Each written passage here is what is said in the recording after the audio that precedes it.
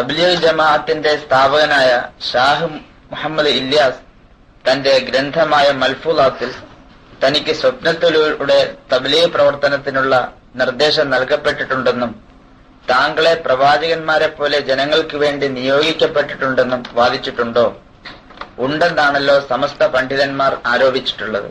മൽഫൂലാത്ത് page number 51. യഥാർത്ഥത്തിൽ ഇങ്ങനെ ഒരു വാദം അദ്ദേഹം ഉന്നയിച്ചിട്ടുണ്ടെങ്കിൽ അദ്ദേഹം നുബുവത്ത് വാദിച്ചു എന്നല്ലേ മനസ്സിലാക്കേണ്ടത്.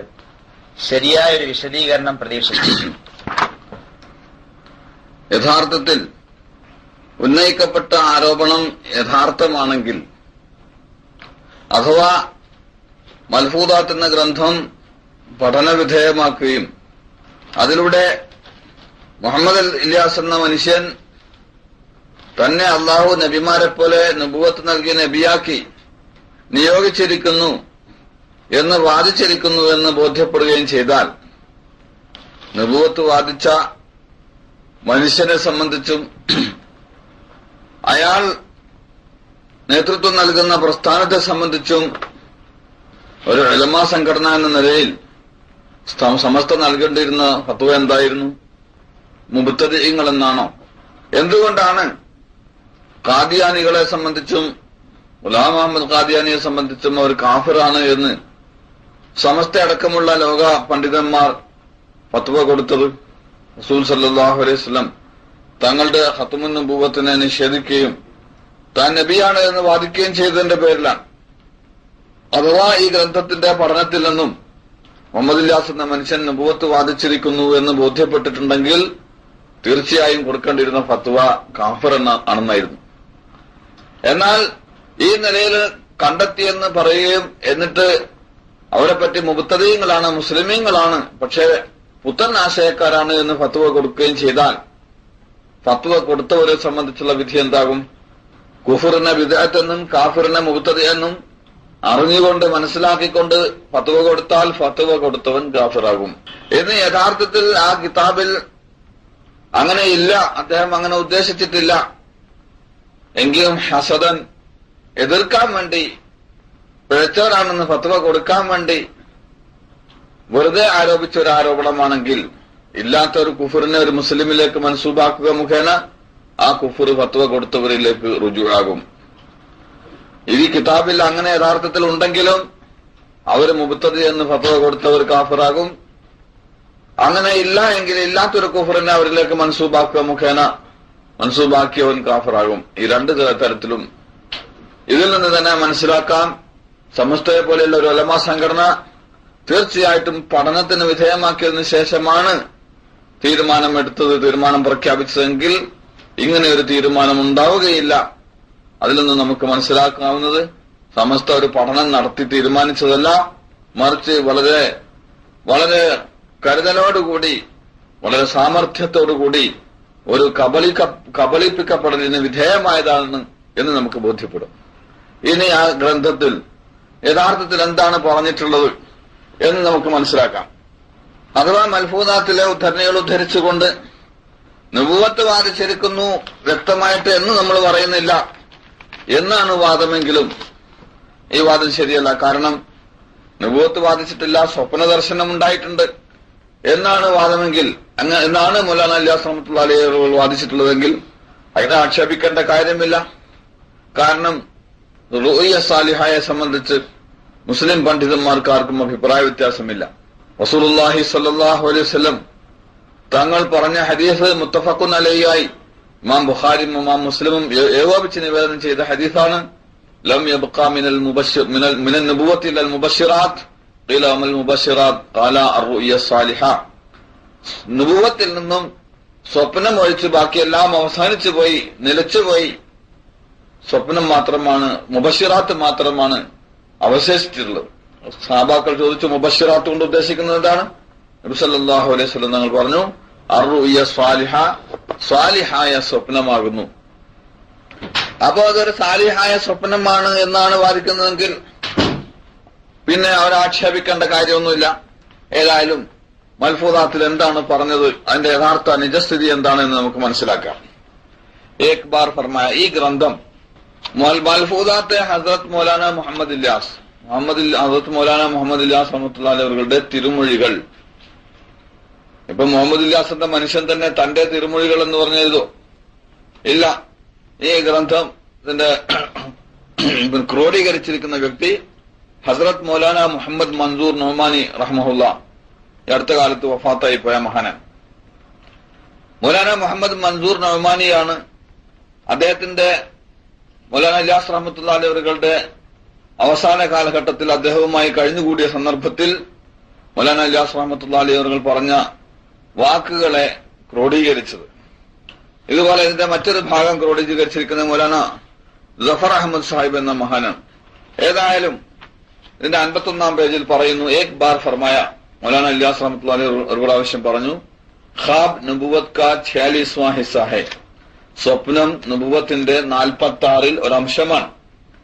ബാസ് ലോഗോं को ख्वाब में ऐसी तरक्की होती है कि रियादा व मुजाहदा से नहीं होती. ചില ആളുകൾക്ക് ബാസ് ലോഗോं को അൽ ഖൗം ബാസ് ലോഗോं को ख्वाब में ऐसी तरक्की होती है, ചില വ്യക്തികൾക്ക് സ്വപ്നത്തിൽ ഈ രീതിയിലുള്ള പുരോഗതി ഉണ്ടാകുന്നു. कि रियादा व मुजाहदा से नहीं होती. റിയാദ മുജാഹദ എന്ന കർമ്മങ്ങളിലൂടെ നേടിയെടുക്കാൻ സാധിക്കാത്ത പുരോഗതി അവർക്ക് കരസ്ഥമാകുന്നു. തസവുഫിന്റെ വിഷയം പഠിച്ചവർക്ക്, അതിന്റെ ഇസ്തിലാഹിയായ അൽഫാദുകളുടെ മഅനി മനസ്സിലാക്കിയവർക്ക് മാത്രമേ ഇവിടെ പറയുന്നത് എന്താണ് എന്ന് യഥാർത്ഥത്തിൽ മനസ്സിലാവുകയുള്ളൂ. ബാദ് ലോകം കോ എന്ന് പറഞ്ഞത് അഖസ്സുൽ ഖവാസിങ്ങളായ മഹാന്മാർ. അൽ ഖൗമാരാണ്. വജ്ജിഹ് കലാം അൽ ഖൗമി ഗൈറ മുഖത്തീൻ വഖിർ മുഅല്ലിമൻ വലസ്ത മുജാദില. അസ്കിയയിൽ പറഞ്ഞതുപോലെ വജ്ജിഹ് കലാം അൽ ഖൗമി, സൂഫിയാക്കളായ മശായിഖീങ്ങളുടെ വചനങ്ങളെ നീ തൗജീഹ് ചെയ്യണം, അതിന്റെ ശരിയായ അർത്ഥം മനസ്സിലാക്കാൻ നീ ശ്രമിക്കണം. നീ നിന്റെ പരിമിതമായ അറിവും ബുദ്ധിയും ഉപയോഗിച്ച് അതിനെ മനസ്സിലാക്കാൻ ശ്രമിച്ചിട്ട് അതിനെ തെറ്റായി മനസ്സിലാക്കുകയും അത് പറഞ്ഞ മഹാന്മാരെ മോശക്കാരായി ചിത്രീകരിക്കുകയും ചെയ്യരുത് എന്ന് പറയേണ്ടായിട്ടുണ്ട്. അപ്പൊ തസവുഫിൽ പ്രവേശിച്ച അഖസുൽ ഖവാസിങ്ങളായ മഹാന്മാർക്ക് സ്വപ്നത്തിലൂടെ പുരോഗതി ഉണ്ടാകുന്നു. അതിന്റെ പ്രാഥമിക ഘട്ടത്തിലേക്ക് കടന്ന ആൾക്കാർ റിയാദ, മുജാഹദ തുടങ്ങിയ തസവുഫിലെ ചില പ്രത്യേക അമലുകൾ നിർവഹിച്ചുകൊണ്ട് നേടിയെടുക്കാൻ സാധിക്കുന്നതിലുപരിയായി ക്യോങ്കെ ഉൻകോ ഖാബ് മേ ഉലൂമെ സഹിഹ ഇൽഖാ ഹോത്തെ ഹൈ, എന്തുകൊണ്ടെന്നാൽ അവർക്ക് സ്വപ്നത്തിലൂടെ സഹിഹായ ഉലൂമുകൾ ഇടപെടുന്നു, നൽകപ്പെടുന്നു. ജോ നുബുവത്ത് കാ ഹിസ്സ ഹൈ, നുബുവത്തിന്റെ ഭാഗമെന്ന് റസൂലുള്ളാഹി സ്വല്ലല്ലാഹു അലൈഹി വസല്ലം വിശേഷിപ്പിച്ച ആ സ്വപ്നം അവർത്തിലൂടെ നിർദ്ദേശങ്ങൾ അവർക്ക് നൽകപ്പെടുന്നു. ഫിർ തറഖീക്ക് എന്ന് ഹോഗി, പിന്നീട് എന്തുകൊണ്ട് അവർക്ക് പുരോഗതി ഉണ്ടാവില്ല? ഇൽം സെ മാരിഫത്ത് ബഡ്തി ഹൈ और मारिफत से कुर्ब बढ़ता है. इल्म से मारिफत बढ़ती है और मारिफत से कुर्ब बढ़ता है. ഇൽമു മുഖേന അള്ളാഹുവിനെ സംബന്ധിച്ചുള്ള മാരിഫത്തിൽ വർധനവുണ്ടാകുന്നു, മാരിഫത്ത് മുഖേന അള്ളാഹുമായുള്ള സാമീപ്യം ഉണ്ടാകുന്നു. ഇസ്ലിയെ ഇർഷാദ് ഹെ, അതുകൊണ്ടാണ് അള്ളാഹു സുബ്ഹാനഹു തആല കൽപ്പിച്ചത് ഖുർ റബ്ബി സിദ്നി ഇൽമ, പറയുക അള്ളാഹുവെ എന്റെ രക്ഷിതാവെ എനിക്ക് നീ ഇൽമു വർദ്ധിപ്പിച്ചു തരണമേ. ഫിർ ഫർമായ, പിന്നീട് പറഞ്ഞു, ആജ് കൽ ഖാബ് മേ മുझ पर ഉലൂമെ സഹീഹ കാ ഇൽഖാ ഹോത്താ ഹൈ. ഈ അടുത്ത കാലത്തായി എനിക്കും സഹീഹായ ഉലൂമുകൾ സ്വപ്നത്തിലൂടെ നൽകപ്പെടുന്നു. ഇസ്ലിയെ കോശിഷ് കറോ കെ മുझे നീന്ത് ജ്യാദ ഹൈ, അതുകൊണ്ട് പരിശ്രമിക്കണം എനിക്ക് ഉറക്കം വർദ്ധിക്കാൻ വേണ്ടി. ഇപ്പോ ഉലൂമെ സഹീഹ കാ ഇൽഖാ ഹോത്താ ഹൈ, സ്വപ്നത്തിലൂടെ സഹീഹായ ഉലൂമുകൾ നൽകപ്പെടുന്നു. ഇതെല്ലാം കേൾക്കുമ്പോൾ ദീനിനെ സംബന്ധിച്ച് വേണ്ട വിധത്തിൽ എൽമില്ലാത്ത, 5 വയസ്സിൽ മദ്രസയിൽ കൊണ്ടുപോയി ചേർത്ത് 10-12 വയസ്സാകുമ്പോഴേക്കും മദ്രസയിൽ നിന്നും പഠനം പൂർത്തിയാക്കി പുറത്തു വരുന്ന, അതിനുശേഷം ബോധം വരുന്ന കാലത്ത് ഇത്തരം വിഷയങ്ങളെ പറ്റിയൊന്നും കേൾക്കുകയോ പഠിക്കുകയോ മനസ്സിലാക്കുകയോ ചെയ്തിട്ടില്ലാത്ത സാധാരണക്കാരുടെ മുമ്പിൽ സ്വപ്നം കണ്ടു, സ്വപ്നത്തിലൂടെ എൽമു നൽകപ്പെട്ടു, അതിനുവേണ്ടി ഉറങ്ങാൻ വേണ്ടി കൂടുതൽ ശ്രമിച്ചു, തലയിൽ എണ്ണയിട്ടു എന്നൊക്കെ പറഞ്ഞ് അവതരിപ്പിക്കുമ്പോൾ, നല്ലൊരു കാര്യത്തെ തന്നെ വൃത്തികെട്ട നിലയിൽ കൂടി അവതരിപ്പിക്കുകയും ചിത്രീകരിക്കുകയും ചെയ്യുമ്പോൾ അത് തെറ്റാണെന്ന് പാവങ്ങളായ ജനങ്ങളും സാധാരണക്കാരായ ആലിമീങ്ങളും മനസ്സിലാക്കുന്നു. എന്നാൽ സ്വപ്ന ദർശനത്തെ സംബന്ധിച്ച് റസൂലുള്ളാഹി സ്വല്ലല്ലാഹു അലൈഹി വസല്ലം തങ്ങൾ എന്താണ് പറഞ്ഞത്, അല്ലാഹു സുബ്ഹാനഹു വ തആല എന്താണ് പറഞ്ഞത്? പരിശുദ്ധ ഖുർആൻ ഷരീഫിലെ ഒരു പ്രധാന അധ്യായമാണ് സൂറത്ത് യൂസുഫ്. സൂറത്ത് യൂസുഫിന്റെ ആരംഭം തന്നെ യൂസുഫ് നബി അലൈഹി സ്വലാത്തു വസ്സലാം കണ്ട ഒരു സ്വപ്നം.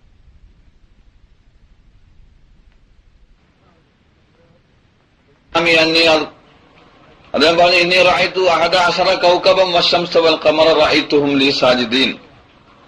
എന്റെ പിതാവേ, എനിക്ക് 11 നക്ഷത്രങ്ങളും സൂര്യനും ചന്ദ്രനും സാഷ്ടാംഗം പ്രണമിക്കുന്നതായി സുജൂദ് ചെയ്യുന്നതായി സ്വപ്നം കണ്ടിരിക്കുന്നു. ഇത് പറഞ്ഞ ഉടനെ യാക്കൂബ് നബി അലൈഹി സ്വലാം പറഞ്ഞു, ഖാല യാ ബുനയ്യ ലാ തഖ്സുസ് റുയാക അലാ ഇഖ്വതിക് ഫയകീദു ലക കൈദ ഇന്ന ശൈത്വാന ലിൽ ഇൻസാനി അദുവ്വുൻ മുബീൻ. എന്റെ പൊന്നുമോനെ, നീ കണ്ട സ്വപ്നം നീ നിന്റെ സഹോദരന്മാരോട് ജ്യേഷ്ഠന്മാരോട് പറയരുത്. അങ്ങനെ പറഞ്ഞാൽ അവർ അസൂയ കാരണമായി നിനക്കതിൽ കുതന്ത്രങ്ങൾ പ്രയോഗിച്ചേക്കും.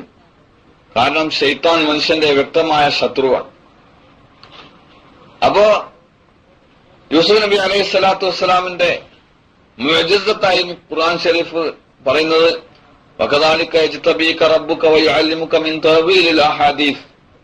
അപ്രകാരം നിന്റെ രക്ഷിതാവ് നിന്നെ നബിയായി തെരഞ്ഞെടുക്കുകയും മുഅ്ജിസത്ത് എന്ന നിനക്ക് സ്വപ്ന വ്യാഖ്യാനം അള്ളാഹു പഠിപ്പിക്കുകയും ചെയ്യും. അപ്പോ യൂസുഫ് നബി അലൈഹി സ്വലാം കണ്ട സ്വപ്ന വാർത്ത പിതാവിനോട് പറഞ്ഞു. അത് സഹോദരന്മാർ രഹസ്യമായിട്ട് അറിഞ്ഞു. അതുകൊണ്ട് അദ്ദേഹത്തിന്റെ നേരെ അവർ ശത്രുത ഉള്ളവരായി അദ്ദേഹത്തിനെതിരിൽ കുതന്ത്രം പ്രയോഗിച്ചു. അദ്ദേഹത്തെ കൊല്ലാനോ നാട് കടത്താനോ തീരുമാനിച്ചു. ഇതിന്റെ വ്യാഖ്യാനം എന്നോണമാണ് റസൂലുള്ളാഹി സ്വല്ലല്ലാഹു അലൈഹി വസല്ലം പറഞ്ഞത്, നിങ്ങളിൽ ആരെങ്കിലും സ്വപ്നം കണ്ടാൽ ആ സ്വപ്നം നല്ലതാണെങ്കിൽ അത് അള്ളാഹുവിൽ നിന്നുള്ളതാണ്. അർറുയ മിനല്ലാഹ് വൽ ഹുൽമു മിനശ് ശൈത്താൻ. നല്ല സ്വപ്നം അള്ളാഹുവിൽ നിന്നുള്ളതും മോശമായ സ്വപ്നം അത് പിശാചിൽ നിന്നുമുള്ളതാണ്. അതുകൊണ്ട് ആ വിഷയത്തിൽ ബഹുമാനപ്പെട്ട ഇമാം നബവി റഹ്മത്തുള്ളാഹി അലൈഹി അവர்கள் അൽ അദ്കാറിൽ പറഞ്ഞത് എന്താണെന്ന് നമുക്ക് റവൈന ഫീ സഹീഹിൽ ബുഖാരി അൻ അബീ സഈദ് അൽ ഖുദ്രി റളിയല്ലാഹു അൻഹു അന്നഹു സമിഅ അൻ നബിയ്യ സ്വല്ലല്ലാഹു അലൈഹി വസല്ലം യഖൂൽ. അൽ അദ്കാറിലെ 92-ാം പേജാണ്.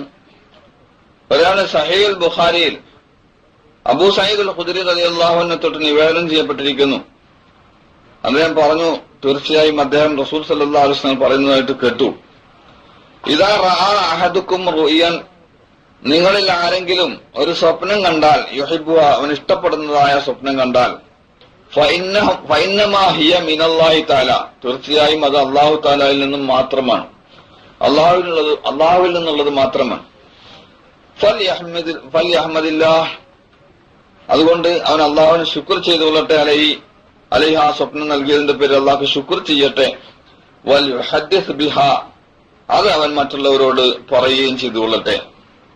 വഫീ റിവായത്തിൻ, എന്നാൽ നമ്മിൽപ്പെട്ട ചില ആൾക്കാരുടെ രോഗം മനസ്സിലാക്കി എന്നോണം റസൂലുള്ളാഹി സ്വല്ലല്ലാഹു അലൈഹി വസല്ലം തങ്ങൾ ആ ആയത്തിന്റെ വിശദീകരണം എന്നോണം പറയുന്നു. വഫീ റിവായത്തിൽ, മറ്റൊരു റിവായത്തിലുണ്ട്, വലാ യുഹദ്ദിസ് ബിഹാ ഇല്ലാ മൻ യുഹിബ്ബു, തന്നെ ഇഷ്ടപ്പെടുന്ന വ്യക്തികളോടല്ലാതെ തന്റെ സ്വപ്നം, നല്ല സ്വപ്നം പറയരുത്.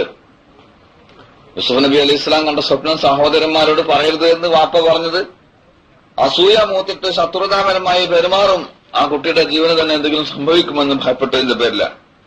അതുകൊണ്ട് തന്നെയാണ് റസൂലുള്ളാഹി സ്വല്ലല്ലാഹു അലൈഹി വസല്ലം പറഞ്ഞത്, ഫലാ യുഹദ്ദിസ് ബിഹാ ഇല്ലാ മൻ യുഹിബ്ബു, താൻ ഇഷ്ടപ്പെടുന്ന ആളുകളോടല്ലാതെ അത് പറയരുത്.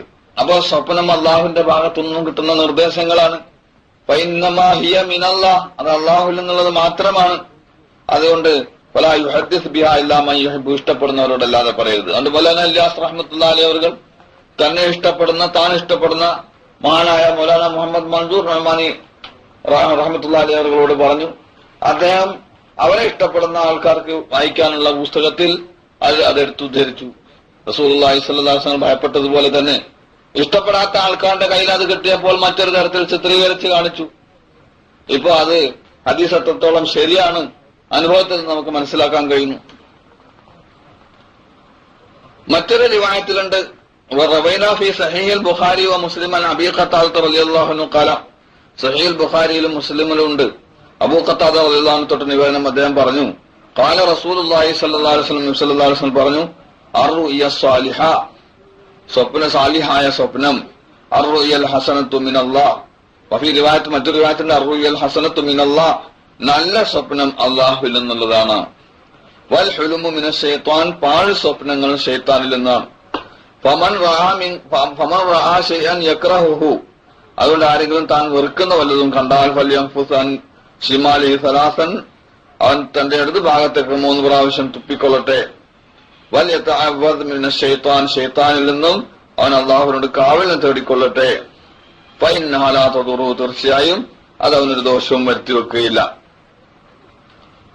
ഇപ്പോ സ്വപ്നം അത് ഉള്ളതാണ്, അത് അള്ളാഹുവിൽ നിന്ന് നൽകപ്പെടുന്ന സ്വപ്നമാണ്. അത് ഇഷ്ടപ്പെടുന്നവരോട് പറയാം ഫല്യഹ്മദില്ലാഹി തആല അലൈഹ, ആ സ്വപ്നം അള്ളാഹു കാണിച്ചു കൊടുത്തതിന്റെ പേരിൽ അള്ളാഹുവിനെ ശുക്ർ ചെയ്തു കൊള്ളട്ടെ, അള്ളാഹുവിനെ സ്തുതിക്കുകയും വാഴ്ത്തുകയും ചെയ്തു കൊള്ളട്ടെ. അപ്പൊ അള്ളാഹുവിനെ സ്തുതിക്കുകയും വാഴ്ത്തുകയും ചെയ്താൽ, അത് അള്ളാഹു കൊടുത്ത നിഅമത്തിന്റെ മേൽ ഒരാൾ ശുക്ർ ചെയ്താൽ അള്ളാഹു ആ നിഅമത്തിനെ എന്ത് ചെയ്യും? വർദ്ധിപ്പിച്ചു കൊടുക്കും. വഇൻ ശകർതും ലഅസീദന്നകും, നിങ്ങൾ എനിക്ക് നന്ദി കാണിച്ചാൽ ഞാൻ എന്നെ വർദ്ധിപ്പിച്ചു തരും. വലഇൻ കഫർതും ഫഇന്ന അദാബി ലശദീദ്, നിങ്ങൾ എന്നോട് നന്ദികേട് കാണിച്ചാൽ എന്റെ ശിക്ഷ വളരെ കടുത്തതാണ്. അവർ സാലിഹായ സ്വപ്നം, ആ സ്വപ്നം അള്ളാഹു ഒരാൾക്ക് കാണിച്ചു കൊടുക്കുകയും അതിൽ റസൂലുള്ളാഹി സ്വല്ലല്ലാഹു അലൈഹി വസല്ലം തങ്ങൾ കൽപ്പിച്ചതുപോലെ തന്നെ സ്തുതിക്കുകയും അള്ളാഹുവിനെ നന്ദി രേഖപ്പെടുത്തുകയും തനിക്ക് ഇഷ്ടപ്പെട്ട ആൾക്കാരോട് അത് പറയുകയും ചെയ്താൽ, നിഅമത്തിന് ശുക്ർ ചെയ്തതിന്റെ പേരിൽ സ്വപ്നം കാണുക എന്ന നിഅമത്തിനെ അള്ളാഹു എന്ത് ചെയ്യും? വർദ്ധിപ്പിച്ചു കൊടുക്കും, അധികരിപ്പിച്ചു കൊടുക്കും. ഇനി മാത്രമല്ല, നല്ല സ്വപ്നം കാണിച്ചു തരാൻ വേണ്ടി ദുആ ചെയ്യാനും വേണ്ടി പഠിപ്പിച്ചിട്ടുണ്ട്. വറവൈനാ ഫി 89-ാം പേജിൽ പറയാൻ അൻ ആയിഷത റളിയല്ലാഹു അൻഹ അൻഹാ കാനത്ത് ഇദാ അറാദത്ത് നൗമ, ആയിഷ റളിയല്ലാഹു അൻഹയെ തൊട്ട് നിവേദനം, അവര് എപ്പോഴെങ്കിലും ഉറങ്ങാൻ തീരുമാനിച്ചാൽ, അഥവാ അവർ ഉറങ്ങാൻ പുറപ്പെട്ടാൽ തഖൂൽ, അവർ പറയുമായിരുന്നു അല്ലാഹുമ്മ ഇന്നി അസ്അലുക, അല്ലാഹുവേ ഞാൻ നിന്നോട് ചോദിക്കുന്നു, റുഇയൻ സാലിഹത്തൻ സ്വാദിഖത്തൻ, സാലിഹായ സത്യസന്ധമായ സ്വപ്നത്തെ ഞാൻ നിന്നോട് ചോദിക്കുന്നു. ഗൈറ കാദിബത്തിൻ, അസത്യമായതല്ല സത്യസന്ധമായ നല്ല സ്വപ്നത്തെ ഞാൻ നിന്നോട് ചോദിക്കുന്നു. നാഫിഅത്തൻ ഗൈറ ദാറത്തിൻ, പ്രയോജനപ്രദമായ സ്വപ്നം, ഉപദ്രവകരമായതല്ല, ദോഷകരമായതല്ല. അപ്പോ നല്ല സ്വപ്നം കാണാൻ ആഗ്രഹിക്കുക, അതിനുവേണ്ടി സത്യസന്ധമായ സാലിഹായ സ്വപ്നത്തിന് വേണ്ടി ദുആ ചെയ്യുക. അങ്ങനെ സ്വപ്നം കണ്ടാൽ അത് തനിക്ക് ഇഷ്ടപ്പെട്ടവരോട് പറയുക, അതിന്റെ പേരിൽ അള്ളാഹുവിന് ശുക്ർ ചെയ്യുക, ശുക്ർ ചെയ്യുക മുഖേന നിഅമത്തിനെ വർദ്ധിപ്പിച്ചെടുക്കുക. ഇതെല്ലാം റസൂലുള്ളാഹി സ്വല്ലല്ലാഹു അലൈഹി വസല്ലം തങ്ങൾ കൽപ്പിച്ചതും തങ്ങളുടെ സഹാബാക്കൾ ചെയ്തു കാണിച്ചതുമായ കാര്യമാണ്. മാത്രമല്ല, ഈ സ്വപ്നത്തിലൂടെ അല്ലാഹു സുബ്ഹാനഹു വ തആല സാലിഹീങ്ങൾക്ക് നിർദ്ദേശങ്ങൾ ധാരാളമായിട്ട് നൽകിയിട്ടുണ്ട്. ഒരാൾ പറയാണ് ഞാൻ സ്വപ്നം കണ്ടതുകൊണ്ട് മാത്രം ഒരു കാര്യം അംഗീകരിക്കുകയില്ല എന്ന് പറഞ്ഞാൽ നമുക്ക് പല കാര്യങ്ങളും ദീനിൽ മശ്റൂആയ കാര്യങ്ങളും സ്വീകരിക്കാൻ കഴിയാതെ പോകും. അതുകൊണ്ട് നമ്മൾ സ്വപ്നം കണ്ടു എന്ന കാര്യം പറഞ്ഞ് ബേജാറാകേണ്ടതില്ല. ഇനി എന്താണ് സ്വപ്നം കണ്ടത്? അതാണ് നമുക്ക് ചിന്തിക്കാനുള്ളത്. എന്താണ് മഹാനവറുകൾ സ്വപ്നം കാണുന്നത്? അതിനു മുമ്പ് അദ്ദേഹം പറഞ്ഞു, എനിക്ക് സ്വപ്നം കാണുന്നതിന് വേണ്ടി ഉറക്കം വർദ്ധിപ്പിക്കാൻ വേണ്ടി നിങ്ങൾ പരിശ്രമിക്കണം. അപ്പൊ ഉറങ്ങുന്നതിന് മുമ്പ് നല്ല സ്വപ്നത്തിന് വേണ്ടി ദുആ ചെയ്യുക. അതുപോലെ ഇദ്ദേഹത്തിന് ഉറക്കം കുറവാണ്. ഇവരുടെ ഉറക്കം കുറവെന്ന് പറയുമ്പോൾ നാം മനസ്സിലാക്കുന്ന രൂപത്തിലല്ല.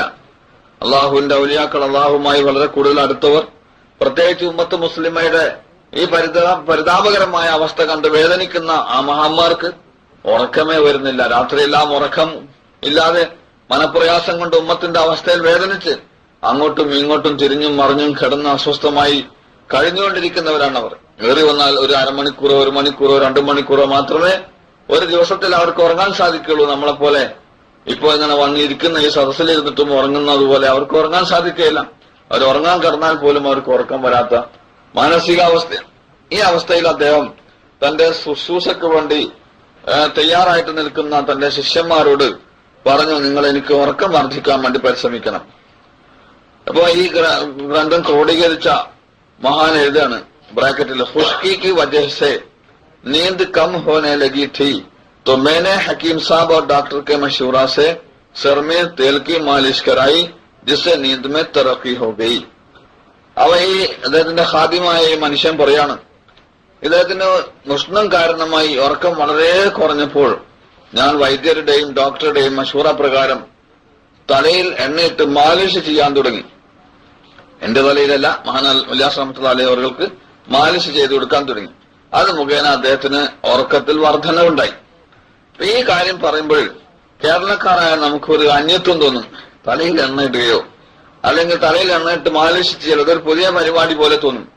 വടക്കേ ഇന്ത്യക്കാരെ സംബന്ധിച്ചിടത്തോളം അവർക്ക് സാധാരണ നടപ്പിലുള്ള ഒരു കാര്യമാണ് മാലിഷ് ചെയ്യാനുള്ളത്. തലയിൽ എണ്ണയിട്ട് തടവുക. നിങ്ങൾ ബാർബർ ഷാപ്പിലൊക്കെ പോയാൽ 5 രൂപ കൊടുത്താൽ നന്നായിട്ട് തല മാലിഷ് ചെയ്ത് തരും. അത് രക്തഓട്ടം ശരിയായി നടക്കാനും തലവേദന മാറിക്കിട്ടാനും സുഖമായ ഉറക്കം കിട്ടാനും ഒക്കെ നല്ല മാർഗമാണ്. അവിടെ വടക്കേ ഇന്ത്യയിലെ ആലിമ്യങ്ങൾ അവരുടെ ശിഷ്യന്മാർ അവർക്ക് തലയിൽ എല്ലാ ആലിമ്യങ്ങളുടെയും തലയിൽ എണ്ണയിട്ട് തല തടവി കൊടുക്കാറുണ്ട്, മാലിഷ് ചെയ്ത് കൊടുക്കാറുണ്ട്. അതുപോലെ വാപ്പമാർക്ക് മക്കൾ ചെയ്തു കൊടുക്കാറുണ്ട്, ജ്യേഷ്ഠന്മാർക്ക് അനുജന്മാർ ചെയ്തു കൊടുക്കാറുണ്ട്, ഭർത്താക്കന്മാർക്ക് ഭാര്യമാർ ചെയ്തു കൊടുക്കാറുണ്ട്.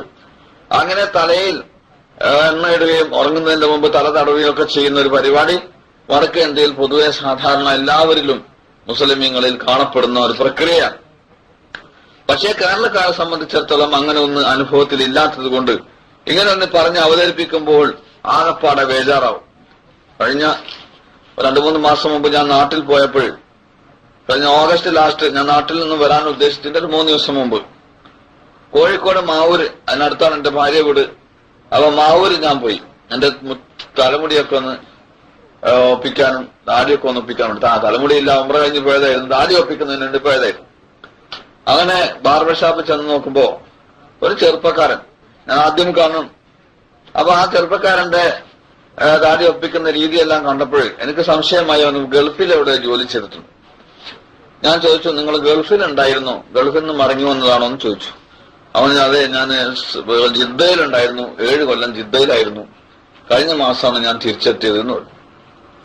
നിങ്ങൾക്ക് എങ്ങനെ മനസ്സിലായി എന്ന് ചോദിച്ചു. ഞാൻ പറഞ്ഞല്ലോ, നിങ്ങളുടെ പ്രത്യേക രീതിയിലുള്ള ഗൾഫ് രീതിയിലുള്ള പെരുമാറ്റത്തിലൂടെ നാടിയൊപ്പിക്കുന്ന രീതിയിലൂടെ എനിക്ക് നിങ്ങൾ ഗൾഫിലായിരുന്നു എന്ന് മനസ്സിലായി എന്ന് ഞാൻ പറഞ്ഞു. അതിനുശേഷം ഞാൻ ചോദിച്ചു, നിങ്ങൾക്ക് മാലിഷ് ചെയ്യാൻ അറിയാമോ എന്ന് ചോദിച്ചു. അപ്പൊ അദ്ദേഹം ഒരു പുഞ്ചിരിച്ചു, ഒരു ഒഴിഞ്ഞു മാറുന്ന രീതിയിലുള്ള ശരി. അപ്പൊ ഞാൻ നിങ്ങൾ പേടിക്കണ്ട, നിങ്ങൾ പറഞ്ഞുകൊണ്ട് ഞാൻ എന്റെ തലയിൽ മാലിഷ് ചെയ്യാൻ വേണ്ടി പറയുമെന്ന് പേടിച്ചിട്ട് പറയാണ്ടിരിക്കണ്ട, എന്റെ തലയിൽ മാലിഷ് ചെയ്യുന്നു വേണ്ട, നിങ്ങൾക്ക് അറിയാമോന്ന് ചോദിച്ചതാണെന്ന്. അപ്പൊ അദ്ദേഹം പൊട്ടിച്ചിരിച്ചിട്ട് പറഞ്ഞു, അത് അറിയാൻ പറ്റൂലല്ലോ, കാരണം ഗൾഫിലൊക്കെ ബിസിനസ് നടക്കണമെങ്കിൽ അറബികളെ നന്നായിട്ട് സന്തോഷിപ്പിക്കണം. അപ്പൊ നന്നായിട്ട് തല മാലിഷ് ചെയ്ത് കൊടുത്താൽ ദൂരെ സ്ഥലത്തു നിന്നൊക്കെ ടാക്സിയും കാറൊക്കെ എടുത്ത ആൾക്കാർ വരാറുണ്ട്. ഒരു മുടിയെല്ലാം വെട്ടിച്ചൊത്ത 15, 20, 25 ഒക്കെ കിട്ടും.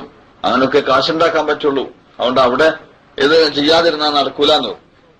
അപ്പോ പിന്നെ ഒത്തിരി കഴിഞ്ഞ് എന്റെ നാളിൽ ഒപ്പിച്ചതിന് ശേഷം അയാള് എന്റെ തല മാലിഷ് ചെയ്യാൻ തുടങ്ങി. അപ്പൊ അടുത്ത് താഴെ നോക്കിക്കൊണ്ടിരുന്ന 2-3 പുതിയ ചെറുപ്പക്കാരും ഒരു പ്രായമുള്ള ആളൊക്കെ അത്ഭുതത്തോടുകൂടി ഇങ്ങനെ നോക്കുന്നു, കൗതുകത്തോടുകൂടി കണ്ണെല്ലാം ഇങ്ങനെ മിഴിച്ചു നോക്കുന്നു. ഇതെന്താണ് തല കൊണ്ട് കാട്ടുന്നത്? തലയിൽ ഇങ്ങനെ ശക്തമായിട്ട് മാലിഷ് ചെയ്യുന്ന കണ്ടിട്ട്. അപ്പൊ ഞാൻ ഈ ബാർബറോട് പറഞ്ഞു, നിങ്ങൾ എനിക്ക് ചെയ്തു ഇനി ആർക്കും ചെയ്തു കൊടുക്കരുത്. കാരണം ഇനി എങ്ങാനും ചെയ്താൽ പിന്നെ ആൾക്കാർ ഇതിനായിട്ട് തന്നെ വരും. ഗൾഫിലത്തെ പോലെ എല്ലാ നാട്ടില് എല്ലാവരും പരിചയവും ബന്ധമൊക്കെ ഫ്രീ ആയിട്ട് ഇത് ചെയ്തു കൊടുക്കേണ്ടി വരും എന്ന് ഞാൻ പറയണ്ടായി. ചുരുക്കി പറഞ്ഞാൽ, ഇത് വടക്കേ ഇന്ത്യയെ സംബന്ധിച്ചിടത്തോളം അവിടുത്തെ ഉഷ്ണകാലത്തൊക്കെ ആൾക്കാർക്ക് ഉറക്കം വരുന്നതിന് വേണ്ടി സാധാരണ എല്ലാവരും ചെയ്യുന്ന ഒരു പരിപാടിയാണ്. പക്ഷെ ഇതിനൊരു ഭീകരമായി ചിത്രീകരിക്കുമ്പോൾ ഇല്യാസ് തലയിൽ എണ്ണയിടാറുണ്ടായിരുന്നു, എന്നിട്ട് തലയിൽ തടവാറുണ്ടായിരുന്നു. ഭയങ്കരമായ സംഗതി. അതിലെന്താ ഭയങ്കരത്തിൽ?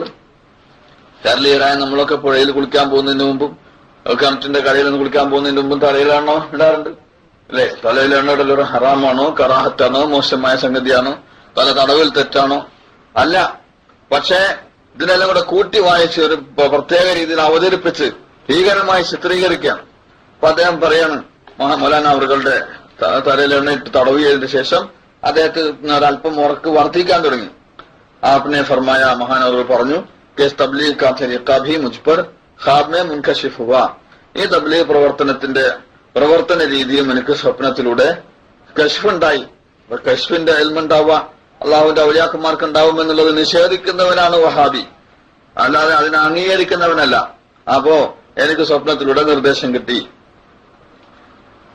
ഇപ്പൊ സ്വപ്നത്തിലൂടെ നിർദ്ദേശം കിട്ടുന്നത് തെറ്റാണെന്ന് നമുക്ക് മനസ്സിലായിക്കൂടാ. കാരണം നമ്മൾ ബാങ്ക് വിളിക്കാറുണ്ട് നിസ്കാരത്തിന്റെ മുമ്പ്. ഈ ബാങ്ക് എങ്ങനെ ഉണ്ടായി?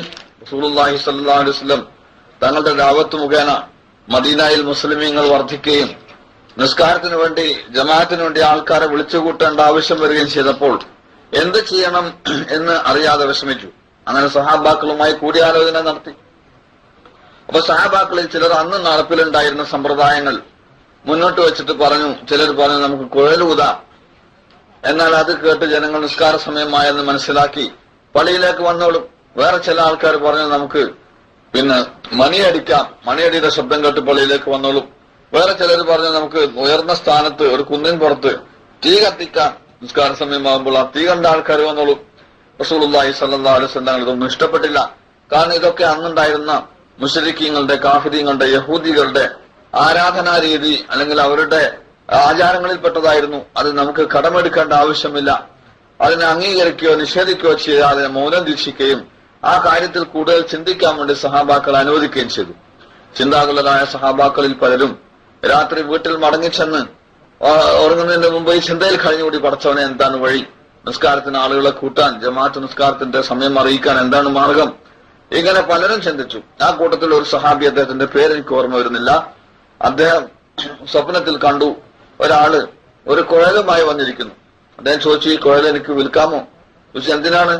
പറഞ്ഞു, എനിക്ക് നബി സല്ലല്ലാഹു അലൈഹി വസല്ലം ഉമ്മത്തികളെ, മുസ്ലിമീങ്ങളെ നിസ്കാര സമയം അറിയിക്കാൻ, അവരെ ജമാഅത്തിന് വേണ്ടി ഒരുമിച്ച് കൂട്ടാൻ ഞാൻ ഈ കുഴൽ ഉപയോഗിക്കാം. അപ്പൊ ആ വന്ന ആഗതനായ മനുഷ്യൻ പറഞ്ഞു, നിനക്ക് ഇതിനേക്കാളും പ്രയോജനകരമായ നല്ല ഒരു മാർഗം ഞാൻ പഠിപ്പിച്ചു തരട്ടെ എന്ന് ചോദിച്ചു. ഞാൻ പറഞ്ഞു, അതെ, തീർച്ചയായും.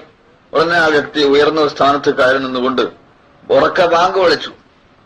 അതിനുശേഷം ആ ബാങ്കിന്റെ കലിമാത്തുകൾ ഉറക്കത്തിൽ തന്നെ എന്നെ പഠിപ്പിച്ചു. അതിന് ആ സഹാബി പറയാണ്, രാത്രി ഓൻ പെട്ടെന്ന് ഉറക്കത്തിൽ നിന്ന് ഞെട്ടി ഉണർന്നു. ഞാൻ നബി സല്ലല്ലാഹു അലൈഹി വസല്ലം അടുക്കൽ ചെന്ന് സ്വപ്ന വാർത്ത അറിയിച്ചു. നബി തങ്ങൾ പറഞ്ഞു, ഈ സ്വപ്നം സത്യമായ, സാലിഹായ, സാദിഖായ സ്വപ്നമാണ്. ബിലാൽ റളിയല്ലാഹു അൻഹു വിളിച്ച് ഈ കലിമാത്തുകൾ അദ്ദേഹത്തിന് പഠിപ്പിച്ചു കൊടുക്കാൻ പറഞ്ഞു. അങ്ങനെ ബഹുമാനപ്പെട്ട ബിലാൽ റളിയല്ലാഹു അൻഹു സുബ്ഹിയുടെ സമയമായപ്പോൾ മസ്ജിദ് നബവിയുടെ അടുത്തുള്ള ഉയർന്നൊരു സ്ഥലത്ത് കയറി നിന്നുകൊണ്ട് ഉറക്കെ ഈ ബാങ്ക് വിളിച്ചു. ഈ ബാങ്കിന്റെ ശബ്ദം കേട്ട് സഹാബാക്കൾ പലരും പള്ളിയിലേക്ക് ധൃതി വെച്ച് വന്നു. അങ്ങനെ അവരിൽ 18ഓളം പേർ ഇതേ സ്വപ്നം കണ്ടു. ബഹുമാനപ്പെട്ട ഉമർ ഇബ്നുൽ ഖത്താബ് റളിയല്ലാഹു അൻഹു പറഞ്ഞു, ഞാനും ഇതേ സ്വപ്നം ഇതേ രീതിയിൽ കാണുകയുണ്ടായി. അപ്പോ റസൂൽ സല്ലല്ലാഹു അലൈഹി വസല്ലം തങ്ങൾ ജീവിച്ചിരിക്കെ തന്നെ, തങ്ങൾക്ക് വഹി അവതരിച്ചുകൊണ്ടിരിക്കെ തന്നെ സ്വപ്നത്തിലൂടെ അല്ലാഹു സുബ്ഹാനഹു വ തആല ബാങ്ക് പഠിപ്പിക്കപ്പെട്ടു. കാരണം ബാങ്ക് അല്ലാഹുമ്മ റബ്ബ ഹാദിഹി ദഅവതി താമ്മത്തി, താമായ സമ്പൂർണമായ ദഅവത്താണ് ബാങ്ക്. അതുകൊണ്ട് തന്നെ ആ ദഅവത്തിന്റെ രീതി ആദ്യമായിട്ട് റസൂൽ സല്ലല്ലാഹു അലൈഹി വസല്ലം തങ്ങൾക്ക് സ്വപ്നത്തിലൂടെയാണ് വഹി കിട്ടിയത്. പിന്നെയാണ് ഹിറായിൽ നിന്നിട്ട് വഹി കിട്ടിയത്. സ്വപ്നത്തിലും കശ്ഫിലും അശരീരിയിലും ഒക്കെ വഹി കിട്ടും. പക്ഷെ അമ്പിയാക്കൾക്ക് വഹിയാണെങ്കിൽ ഔലിയാക്കൾക്ക് ഇൽഹാം എന്ന് പറയും, മുബശ്ശിറാത്ത് എന്ന് പറയും. മനസ്സിലായില്ലേ? അപ്പൊ ആ സ്വപ്നം കണ്ടതിന്റെ അടിസ്ഥാനത്തിലാണ് ഇന്നും ലോകത്ത് ബാങ്ക് വിളിച്ചുകൊണ്ടിരിക്കുന്നത്.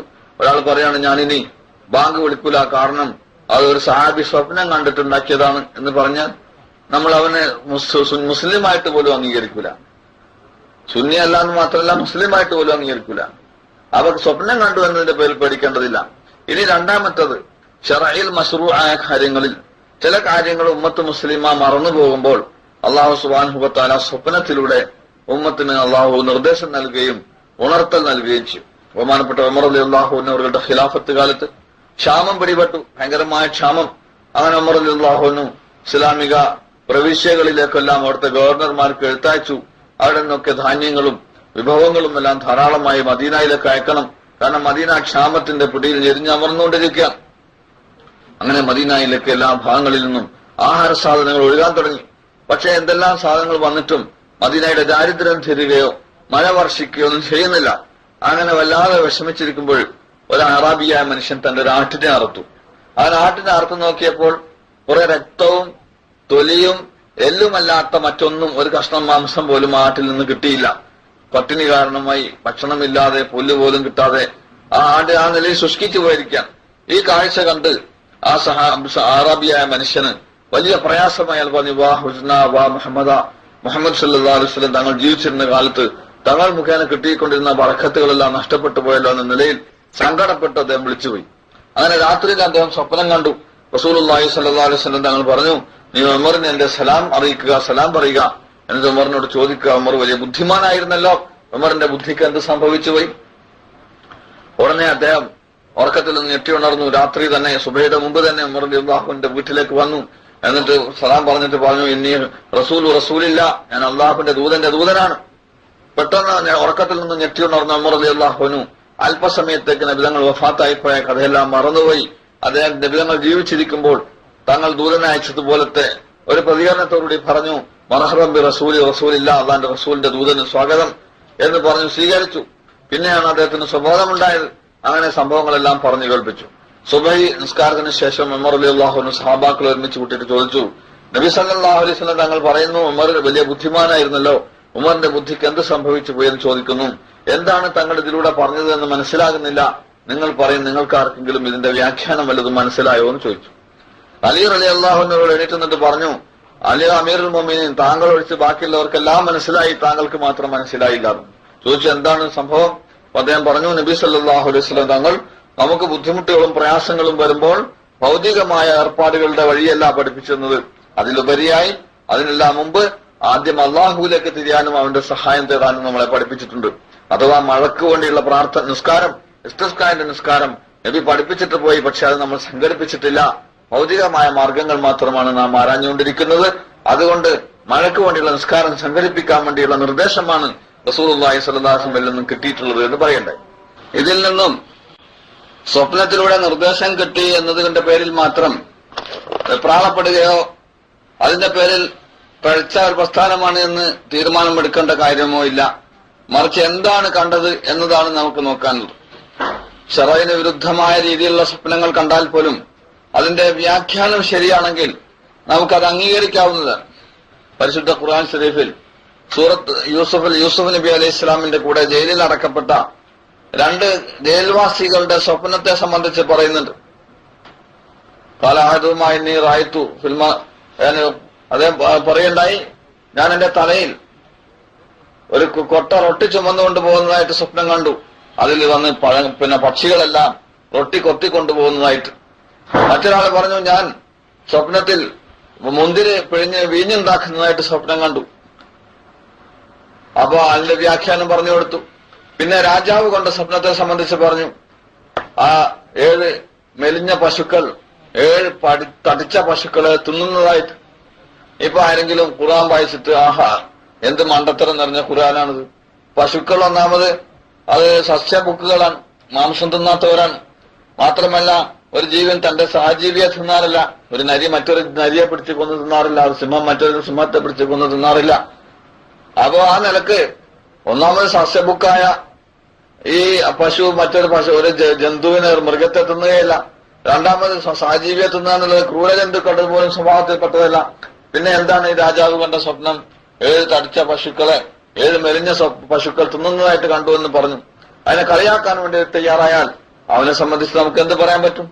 എന്നാൽ അതിന്റെ വ്യാഖ്യാനം യൂസുഫ് നബി അലൈഹി ഇസ്ലാം എന്ത് കൊടുത്തു? നിങ്ങൾക്ക് അടുത്ത് തന്നെ 7 വർഷം തുടർച്ചയായിട്ട് വരും, നല്ല കൃഷിയായിരിക്കും, കാർഷിക ഉൽപാദനത്തിൽ നല്ല പുരോഗതി ഉണ്ടാകും. അതിനുശേഷം അടുത്ത 7 വർഷം വരും, അതിൽ കാർഷിക രംഗത്ത് വളരെ കൂടുതൽ നഷ്ടങ്ങൾ സംഭവിക്കും. അപ്പൊ അതിന്റെ വ്യാഖ്യാനമാണ് നോക്കി മനസ്സിലാക്കാനുള്ളത്. ഇതുപോലെ മൗലാന ഇല്യാസ് റഹ്മത്തുള്ളാഹി അലൈഹി തനിക്ക് സ്വപ്നത്തിലൂടെ നിർദ്ദേശം കിട്ടി തബ്ലീഗിന്റെ പ്രവർത്തനം ചെയ്യുന്നതിന് വേണ്ടി. തബ്ലീഗ് ചെയ്യാൻ വേണ്ടി നമ്മളോട് കൽപ്പിച്ചിട്ടുണ്ട്, ബല്ലിഗു അന്നി വലവായ ഒരായത്തെങ്കിലും നിങ്ങൾക്ക് അറിയുമെങ്കിൽ നിങ്ങൾ തബ്ലീഗ് ചെയ്യണം. റസൂലുള്ളാഹി സ്വല്ലല്ലാഹു അലൈഹി വസല്ലം കൽപ്പനയാണ്.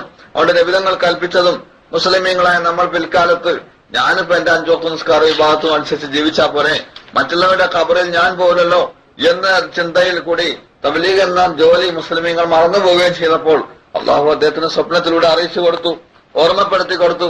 അതിൽ യാതൊരു സംശയത്തിനും അവകാശമില്ല. അല്ലാഹു തആല ഇർഷാദ്, കുൻതും ഖൈറ ഉമ്മത്തിൻ ഉഖ്രിജത് ലിന്നാസ് തഅമുറൂന ബിൽ മഅറൂഫി വതൻഹൗന അനിൽ മുൻകരി വതുഅ്മിനൂന ബില്ലാഹ് की तफसीर खामेल काहवी कि तुम यानी उम्मत मुस्लिमा मिस्ले अंबिया अलैहिस्सलातु वस्सलाम के लोगों के वास्ते जाहिर किए गए हो. कुंतुम खैर उम्मतिन उखरिजत लिन्नास तअमुറൂന ബിൽ മഅറൂഫി വതൻഹൗന അനിൽ മുൻകരി വതുഅ്മിനൂന ബില്ലാഹ് എന്ന ആയത്തിന്റെ തഫ്സീർ എനിക്ക് സ്വപ്നത്തിലൂടെ നൽകപ്പെട്ടു. അതായത് നിങ്ങൾ ഉമ്മത്ത് മുസ്ലിം സമുദായം അമ്പിയാക്കളെ പോലെ മനുഷ്യരുടെ ഹിദായത്തിന് വേണ്ടി പരിശ്രമിക്കാൻ പുറപ്പെടുവിക്കപ്പെട്ട ഒരു സമുദായമാണ്. ഇപ്പൊ ഇവിടെ വളരെ വ്യക്തമായിട്ട് നിങ്ങൾ യാനി ഉമ്മത്തെ മുസ്ലിം സമുദായം അമ്പിയാക്കളെ പോലെ ജനങ്ങളുടെ ഹിദായത്തിന് വേണ്ടി പരിശ്രമിക്കാൻ അയക്കപ്പെട്ടിരിക്കുകയാണ് എന്ന് പറഞ്ഞെടുത്ത് വലിയൊരു തഹരീഫ് നടത്തി. എന്ന പദത്തിന് ആപ്പ് എന്ന അർത്ഥം കൊടുത്തു, താങ്കൾ എന്ന അർത്ഥം കൊടുത്തു. താങ്കളെ അള്ളാഹു നബിമാരെ പോലെ ജനങ്ങളുടെ ഹിദായത്തിന് വേണ്ടി പ്രവർത്തിക്കാൻ തെരഞ്ഞെടുത്ത് അയച്ചിരിക്കുകയാണ്. സഹോദരന്മാരെ, ചിന്തിക്കണം, എങ്ങോട്ടാണ് ഈ പ്രസ്ഥാനത്തിന്റെ പോക്ക്, ഇല്യാസിന്റെ വാദം എന്താണ് എന്നെല്ലാം ചോദിച്ച് അതിനെ നുബുവത്ത് വാദത്തിലേക്ക് കൊണ്ടുപോകുന്നു. വാസ്തവത്തിൽ വളരെ വ്യക്തമായിട്ട് എഴുതിയിട്ടുണ്ട്, എന്ന പദത്തിന് ഉറുദു ഭാഷയിൽ ഒരിക്കലും താങ്കൾ എന്ന അർത്ഥമില്ല. താങ്കൾ എന്നുള്ളതിന് ഉറുദുവിൽ എന്താ പറയാ? ആപ്പ് എന്ന് പറയും. നിങ്ങൾ ഉറുദുവിൽ പാണ്ഡിതനാ? ഉറുദുവിൽ പാണ്ഡിത്യമൊന്നുമില്ല. പിന്നെ എങ്ങനെ മനസ്സിലായി എന്നതിന് ആപ്പിന്റെ അർത്ഥമില്ലാന്ന്? ചെറിയ കുട്ടികൾക്ക് പോലും അറിയാം. 3ാം ക്ലാസ്സിൽ 4ാം ക്ലാസ്സിൽ ഹിന്ദി പഠിക്കുന്ന ഉറുദു പഠിക്കുന്ന കുട്ടികൾക്ക് പോലും എന്ന് പറഞ്ഞാൽ നിങ്ങൾ എന്നാകുന്നു, താങ്കൾ എന്ന അർത്ഥമില്ല എന്ന് വ്യക്തമായിട്ട് അറിയാം. താങ്കൾ എന്നുള്ളതിന് ആപ്പ് എന്ന് തന്നെ കൊടുക്കണം. അവ മുസ്ലിം സമുദായത്തെ അള്ളാഹു സുബ്ഹാനഹു വ തആല നബിമാർക്ക് ശേഷം നബിമാരുടെ ജോലി ചെയ്യുന്നതിന് വേണ്ടി തെരഞ്ഞെടുത്ത് അയച്ചിരിക്കുകയാണ്.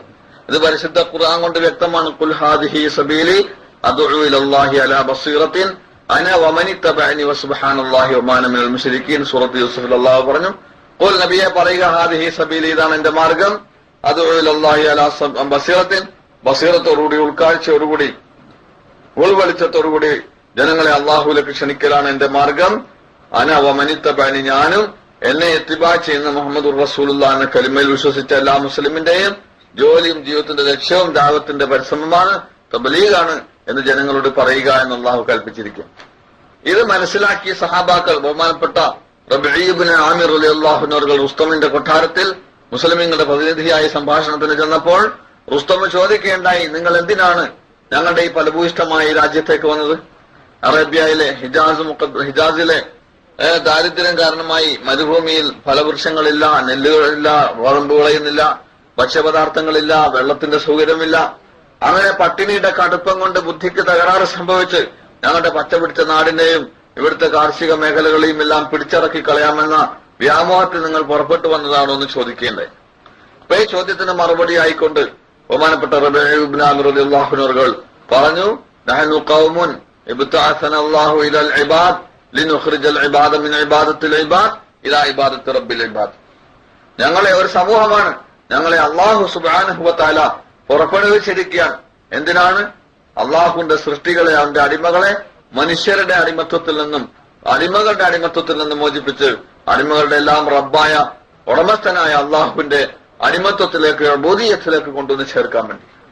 അപ്പോ അദ്ദേഹം എന്താ പറഞ്ഞു? ഞങ്ങളെ ആര് നിയോഗിച്ചു? ആരാ നിയോഗിച്ചത്? ഞങ്ങളെ നിയോഗിച്ചത് അള്ളാഹുവാണ്. ഇബ്തഅസന അല്ലാഹ്, ഞങ്ങളെ അള്ളാഹു നിയോഗിച്ചിരിക്കുകയാണ് മനുഷ്യരിലേക്ക്. അപ്പൊ റബീഉ ഇബ്നു ആമിർ റളിയല്ലാഹു അൻഹു പറഞ്ഞത് തന്നെ നബിയാക്കി റസൂലാക്കി അയച്ചിരിക്കുന്നു എന്നല്ല. റസൂലുള്ളാഹി സ്വല്ലല്ലാഹു അലൈഹി വസല്ലം തങ്ങളിൽ വിശ്വസിച്ച ഓരോ മുസ്ലിമിനെയും ഹുവജ്തബാക്കും വസമ്മാക്കുൽ മുസ്ലിമീൻ, നിങ്ങൾ എല്ലാവരെയും അള്ളാഹു നബിമാരുടെ ജോലിക്ക് വേണ്ടി തെരഞ്ഞെടുത്തിരിക്കുന്നു. ഇതെല്ലാം മുഫസ്സിരീങ്ങളും പറഞ്ഞതും മുൻഗാമികളായ മുസ്ലിമീങ്ങൾക്ക് അറിയാവുന്നതുമായ ഒരു കാര്യം. പക്ഷേ പിൽക്കാലത്ത് ഉമൂമൻ മുസ്ലിമീങ്ങൾ ആ വിഷയം മറന്നുപോവുകയും നേരത്തെ പറഞ്ഞതുപോലെ എന്തിന് ഞാൻ മറ്റുള്ളവരുടെ കാര്യം ശ്രദ്ധിക്കണം, ഞാൻ 5 വക്ത് നിസ്കരിച്ച് നോമ്പ് നോറ്റ് സക്കാത്ത് കൊടുത്ത് ഹജ്ജ് ചെയ്ത് എന്റെ ഇബാദത്ത് ചെയ്ത് ജീവിച്ചാൽ തന്നെ എനിക്ക് സ്വർഗത്തിൽ പോയിക്കൂടെ, മറ്റുള്ളവരുടെ ഖബറിൽ ഞാൻ പോവില്ലല്ലോ എന്ന ഒരു തെറ്റായ ധാരണ മുസ്ലിം പണ്ഡിതന്മാരിൽ വരെ വന്നു ചേർന്നു.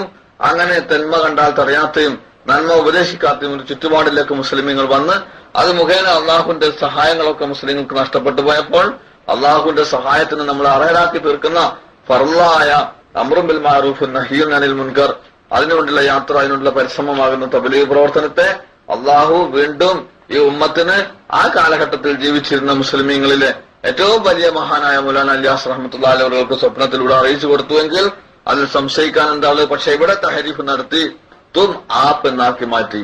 ഇത് കേൾക്കുന്ന ആള് ഓഹോ ഇല്യാസിനെ നബിയാക്കി അയച്ചിരിക്കുന്നു എന്ന് ധരിക്കുന്നു. ഇനി രണ്ടാമത്, അഥവാ അദ്ദേഹം എന്നതുകൊണ്ട് ആപ്പ് എന്ന് തന്നെയാണ് ഉദ്ദേശിച്ചതെന്ന് വെക്കുക, വാദത്തിന് വേണ്ടി സമ്മതിച്ചാൽ തന്നെ യാനി ഉമ്മത്തെ മുസ്ലിമ എന്ന് ബ്രാക്കറ്റിൽ വ്യക്തമായി കൊടുത്തതൊക്കെ നമ്മൾ മറന്നുകൊണ്ട് തന്നെ നമ്മൾ അങ്ങനെ തന്നെയാണ് എന്ന് സങ്കല്പിച്ചാൽ തന്നെ അവിടെ സംശയത്തിന് വകയില്ല. കാരണം ഇസ്ലാം അംബിയ അലൈഹി മുസ്ലാംക്ക് അംബിയാക്കളെ പോലെ നിയോഗിച്ചിരിക്കുന്നു. പോലെ എന്ന പദം എന്തിനാണ് ഉപയോഗിക്കാറുള്ളത്?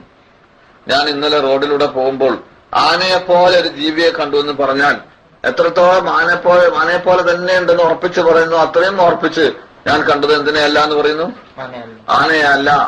ആനയെ പോലെ തന്നെ ഉണ്ടെന്ന് പറഞ്ഞാൽ ആനയല്ല കണ്ടത്, ആനയാണെന്ന് തോന്നിപ്പോകുന്നു. മറ്റൊരു പോത്തായിരിക്കും ആനയാണെന്ന് തോന്നിപ്പോയി. ആനയെ പോലെയുണ്ട്. അപ്പൊ പോലെ എന്ന് പറയുന്നത് തന്നെ അതിന്റെ യഥാർത്ഥമായ കൈഫ്യത്തിനെ ഉദ്ദേശിച്ചിട്ടല്ല, അതിനോട് സാദൃശ്യമുണ്ട് എന്നുള്ളതാണ്. അപ്പൊ അള്ളാഹു സുബ്ഹാനഹു വ തആല ഈ ഉമ്മത്തിന് അമ്പിയാക്കളെ പോലെ അമ്പിയാക്കൾക്ക് ശേഷം ദീനിന്റെ പരിശ്രമത്തിന് വേണ്ടി തെരഞ്ഞെടുത്ത് അയച്ചിരിക്കുന്നു. അതിൽപ്പെട്ട ഓരോ മുസ്ലിമും അതിന്റെ ഉത്തരവാദിത്വം വഹിക്കുന്നവനാണ്. പ്രത്യേകിച്ച് അലുലമാ വറഹ്മത്തുൽ അംബിയ, ഉലമാക്കൾ അമ്പിയാക്കളുടെ വാരിസ്യങ്ങളാണ്. അമ്പിയാക്കളുടെ ജോലി എന്താണ്? തബ്ലീഗാണ്, ദഅവത്താണ്, തബ്ലീഗാണ്.